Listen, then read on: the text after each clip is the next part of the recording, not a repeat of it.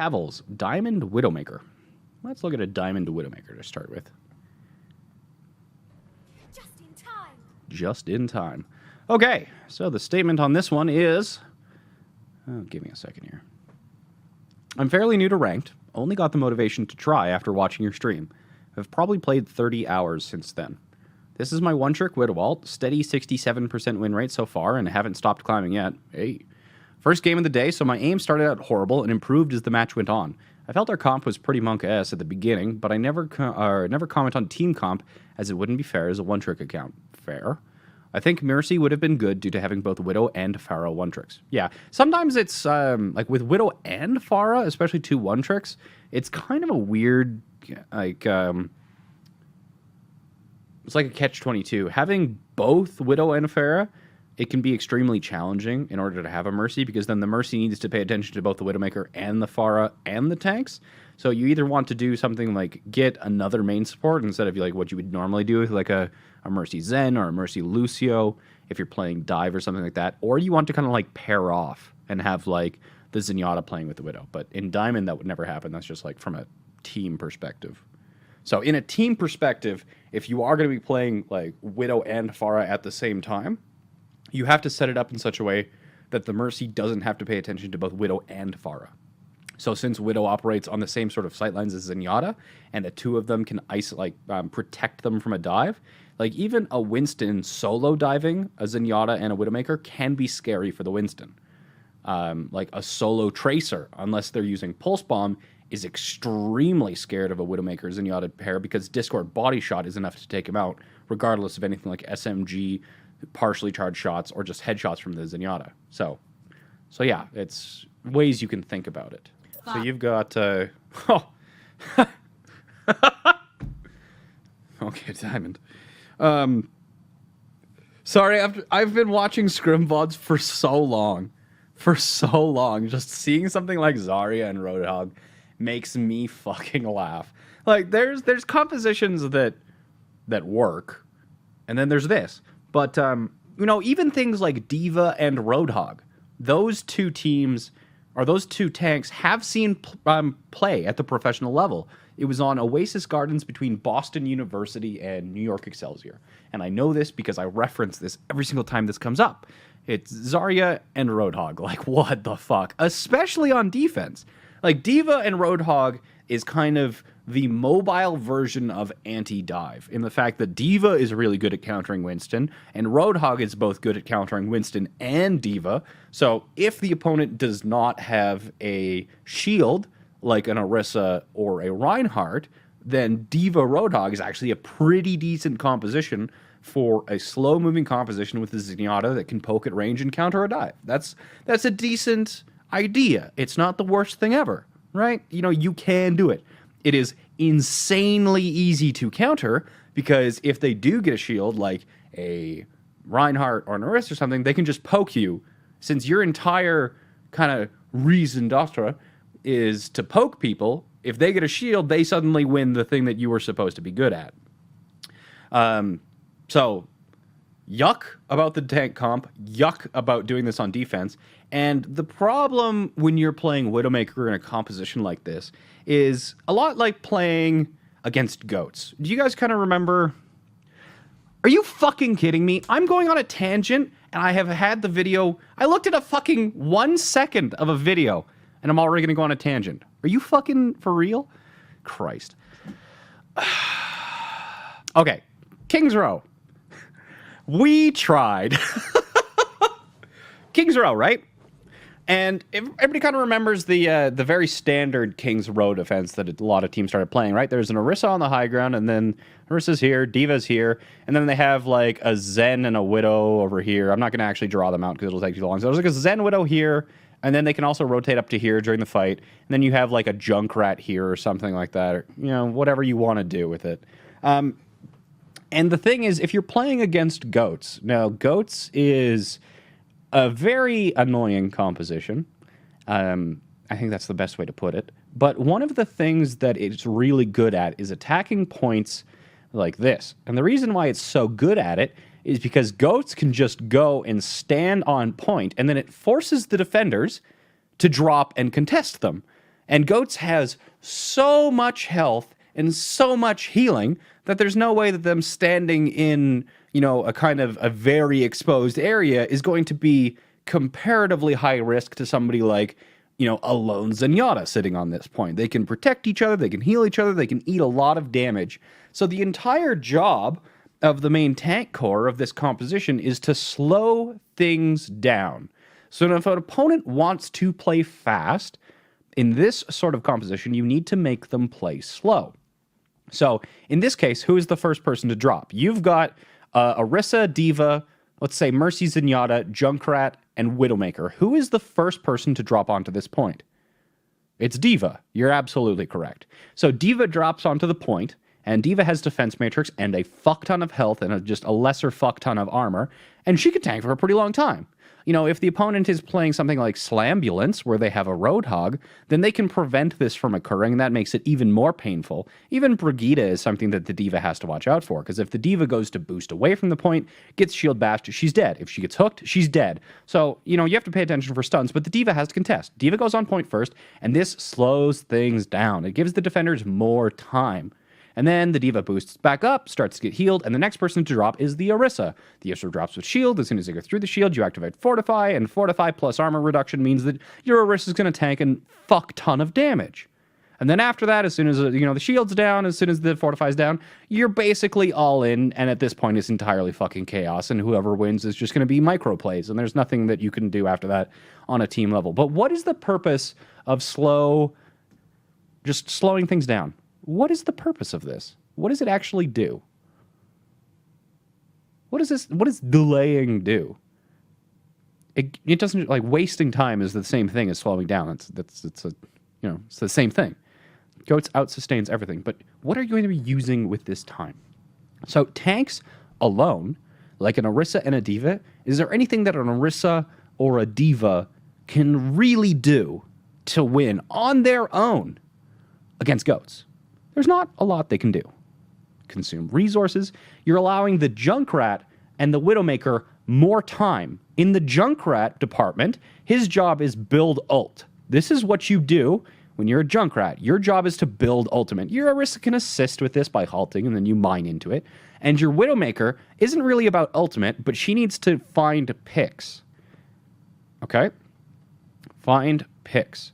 So, these are the two objectives that you want to kind of accomplish while your entire rest of your team is completely focused around just slowing down the pace of play. And one of the things you can do to delay this even further, like if you want to take the risk, for example, you can have your D.Va down, boost up, and then like give them a tick if you need some extra time. You can slow things down by not contesting until the point is fully captured. Because if you give up 2 ticks on their first attack in exchange for ult economy and winning the first fight, then if they can't get a single tick after that, then it's actually a pretty good deal. But there's a lot of teams who like refuse to give up 1 or 2 ticks on the first fight because like, if we give up a tick every single fight, then, we're gonna lose eventually. Like, yeah, but the first fight is the most painful for a team to defend against Goats. One of the weaknesses of Goats is the fact that it just fucking shits ult charge everywhere. It's on the walls. It hit the ceiling fan. There's ultimate charge everywhere for everyone. Okay? So if you're not like getting just most of your ultimates like every fight against Goats, then you're doing something really fucking wrong. But the first fight, everyone goes from 0 to 100, which makes it really abusable.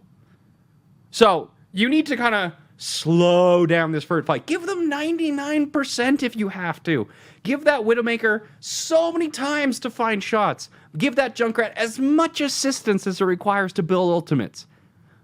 Damage boost him, Discord, halts into headshots, halts into mines. Because if you can get an Orisa halt into 6 of them, and you've got a Junkrat mine there, it's just a ton of damage. It's a lot of damage. And then he suddenly's got his ult and he died. Like, everyone's dead. That's how it works. 156 times 6 is a lot. That's math. Learn it. It's a lot of damage. So, like, this is the entire purpose of it. Now, going back to the actual VOD review, what does this mean for you as a Widowmaker player? What does this actually mean?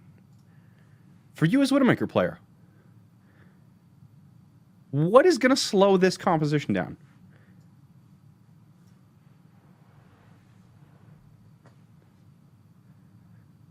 Absolutely nothing. Nothing. There's nothing that can slow this composition down at all. So this is how you need to kind of, you can transition this idea about goats, which is a pretty high level concept, but you can transition this to your play. So what do you as a Widowmaker have to do to win this fight? What do I have to win this fight? Find picks, but on who? You have to find picks on whatever will end the fight as quickly as possible. Because you have no sustain, right? No sustain at all. So you're going to be looking for high risk, high reward plays because you don't have the time to fuck around and play safe. You do not have the time. Your Tracer hopefully is on the back line. If you're getting body shots, call those out for your Tracer. Like, this isn't the worst DPS lineup everywhere because if your Pharah lands a direct or a Widowmaker lands direct, you can call that out over voice comms and your Tracer can finish that up. When you are playing anything like Pharah Tracer or Widow Tracer or something like that, calling your directs and your body shots are extremely important so your Tracer can finish them off. Headshots are not the only things that can actually kind of end things. So you need to play faster and more aggressively here because if your tanks lose the fight, which they're going to almost immediately, then it really doesn't matter what you do because their resources will now be able to be available to expend it into stopping you from finding anything. They can take cover where they're just kind of like grind you out based on resources. So if you're a tank player, what you need to take from this is the fact that sometimes there is not anything that you directly can do to win the game or the fight. What you need to do is stay alive for as long as possible. Consume as many resources of the opponent as you possibly can. This means not only health, not only damage, but attention. Attention is a resource. If they are focused onto you, though they are not focused onto your Widowmaker, they have fewer resources such as defense matrix, bubbles, and etc. that they can focus into protecting their supports from the Widowmaker, and you need to give the Widowmaker enough time to find a kill. If you only give that Widowmaker enough time to find 2 shots, your Widowmaker will fail to no fault of her own.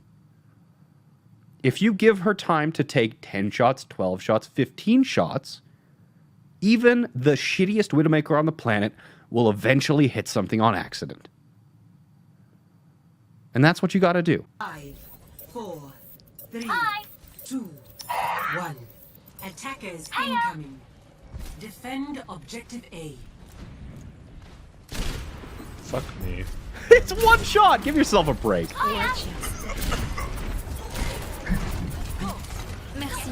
They're going main.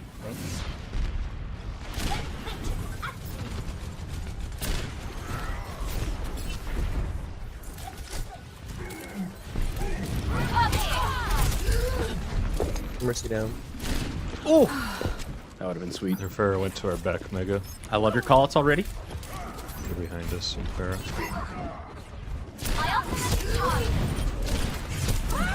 Like, that Pharah is pretty good. So, she played that really well. She closed the distance, then used her bursters to go vertically above you. That's honestly pretty decent, because as you as a Widowmaker know, it's very difficult to shoot vertically. Very, very difficult to shoot vertically. So she did that twice too. Now you called it out. You like your grapple was on cooldown, but you even as a Widowmaker, you know the area that she's coming from. So you could have been either in having been in a different location or using cover. You were just kind of like standing in the open there.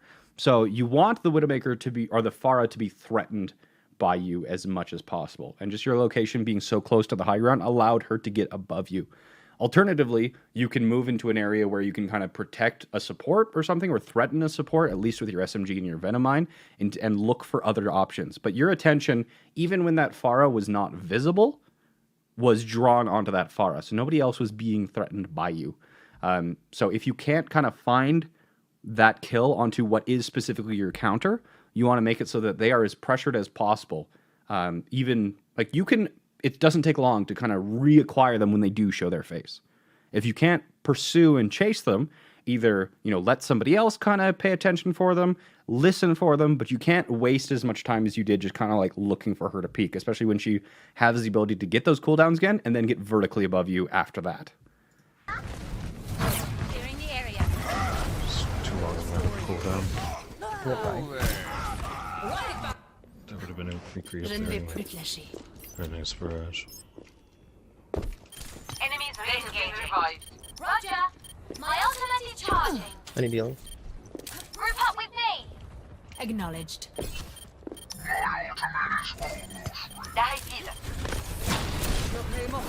that fire up there? No one can hurt love. Ryan's gonna hammer down. He's gonna hammer down.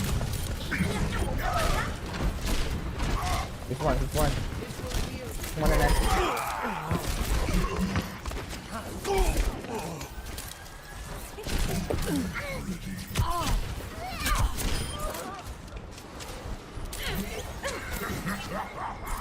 Thank you. Ready.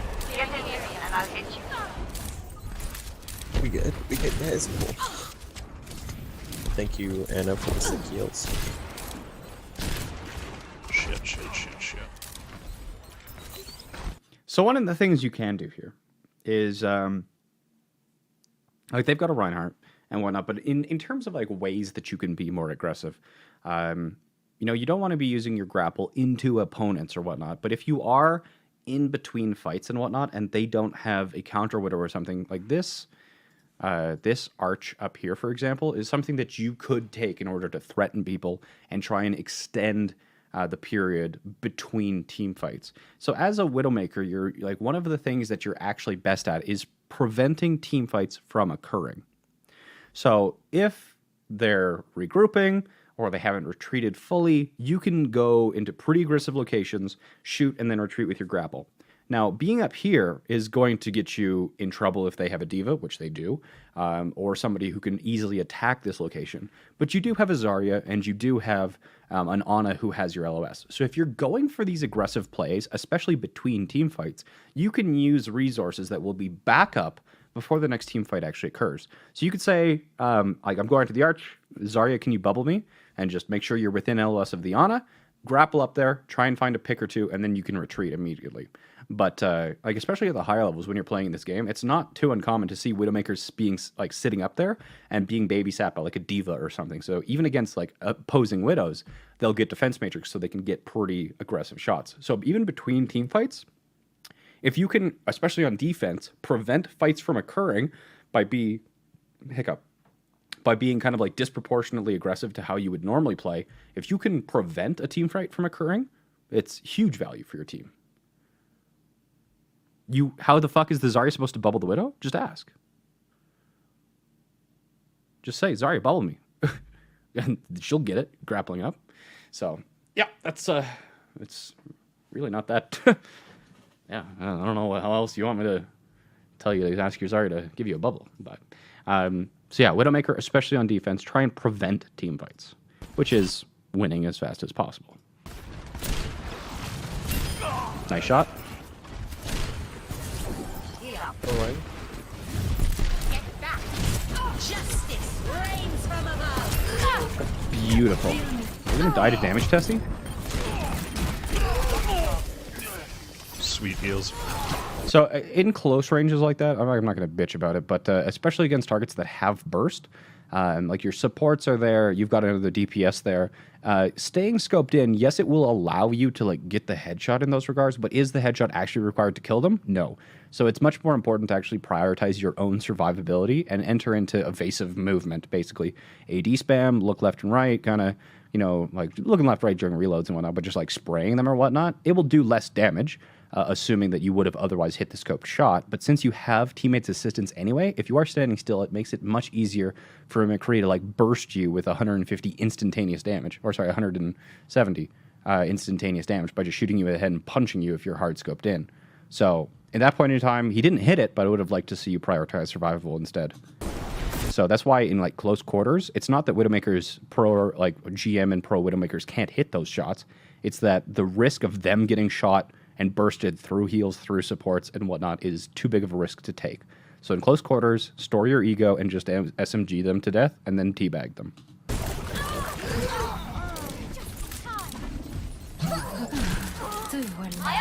Reinhardt's on the left somewhere.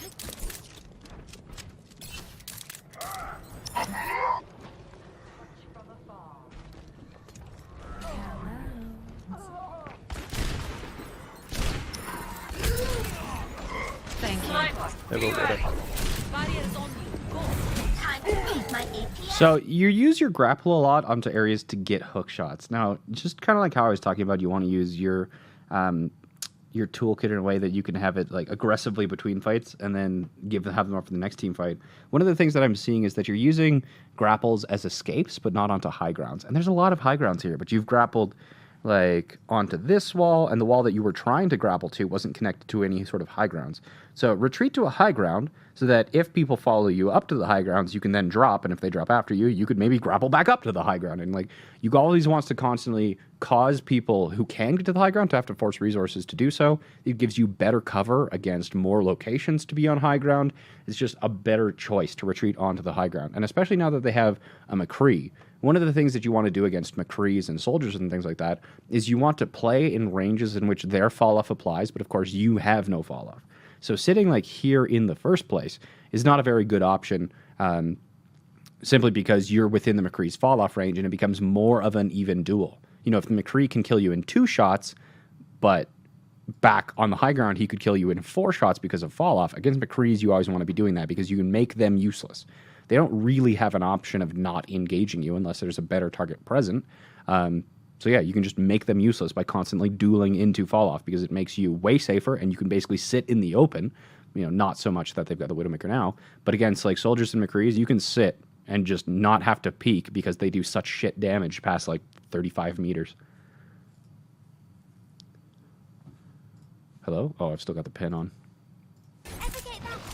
My ultimate is charging. I have grab. Let me know where the Widow is. That's good. That's really good that you're asking for help on where the Widowmaker is located. At the higher levels, that can be the main indicator about whether or not attacking Widow or defending Widow has the advantage. Like, which Widowmaker has the advantage is the Widowmaker who has better information on where the opposing Widowmaker is. And in rank, this is usually why defending Widowmaker has a disadvantage against attacking Widow. Other than the fact that it's kind of like the goaltender advantage, where a defender has to block every shot, where an attacker only has to hit 1. That's, you know, one of the reasons why defense Widow is so hard. But the second reason is that defense Widow usually picks a position or only has a limited subset of positions in which they can play in, and the attacking Widowmaker can pick whatever range of angles or sightlines they have to attack that position without being scouted first. So the defending Widow has to constantly be shooting, has to be constantly giving their location away, and the attacking Widow can be sneaky and take their time to find the shot. Let's Roadhog combo with me.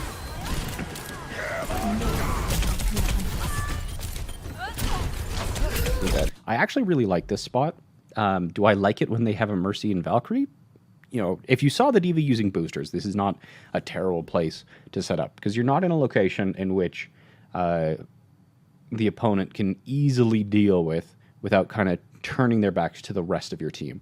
It's a very aggressive position, but no, I do like the idea. You know, retreating back to your team, especially if everyone is kind of like on the back foot and you're going to probably die anyway. Going to a more aggressive location can give the rest of your team more time to breathe, can put up a pretty aggressive crossfire. You know, doing it when they have a Mercy Valkyrie who can pistol you down, but. Let's Roadhog combo with me.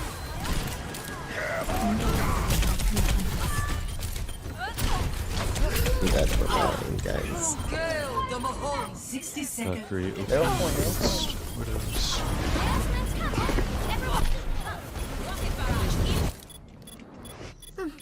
Let's try that again. My ultimate is charging. That sucks. Spawn advantage is real. Is it winnable? Shit. They've got a lot of spawning. 30 seconds. Almost back. They're almost out of cover. We'll stop them here and now. Are we going in or not? No, I don't get back. Hold on. You had your Venom Mine the entire time. We have to That's just one stop thing. them. Aye, aye. Good hold, guys. Objective lost. New defense point. Objective B. So this is another example of just like, yes, using that grapple in that location, it gives you a chance at a shot, but it's only like one shot. And if you get staggered here, which having used a cooldown, they could, like, they know that you can't get away. They can dive you. They know your location. This is more dangerous than it looks. Thank you. I'm ready with Rav, but I don't understand this. Tracer, what's your ult at? Do they have Shatter, maybe?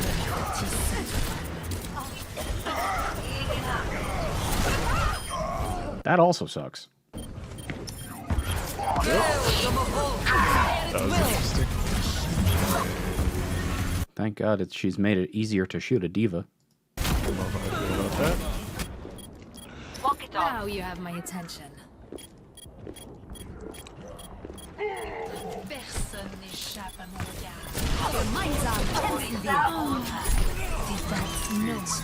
Group up here. So one of the things that I noticed is that you're actually kind of like flicking on and then off of the target. So you see that?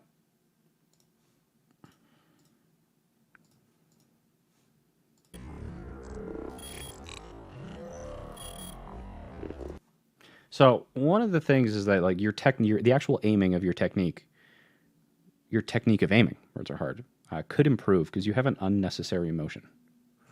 So look at these flicks here, right? So you go onto and then off of the target. What is the purpose of this left-right motion in your mouse? You do it again, right, left, off. What is the purpose of that left to right motion? What this usually comes from is people who instinctively practice against stationary bots. So this comes in because people who flick onto and then off of targets. Yeah, so you train on stationary bots. So one of the things that you, if you are practicing your aim like this, you need to flick to or past. You don't have to stop on, because stopping on a target can be very difficult, especially if you've got a heavier mouse or a mouse pad with a lot of friction. Stopping directly on your target can be very difficult to do. You can just flick past the target and click when your mouse crosses it. But this unnecessary motion of flicking off will also make your next shot equally difficult, because if you flick onto and then off of, your next flick is just as hard. But if you go to the target and then you end just a little bit off, then you can just make a shorter flick next time.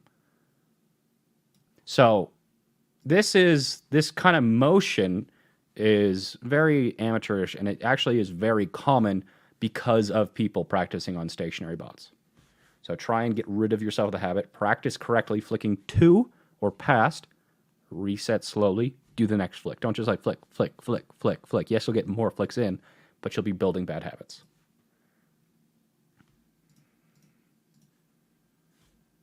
Group up here. Round 1. Complete. Oof. That's rough. Okay, that should be enough things for you to work on. Let's find a different VOD.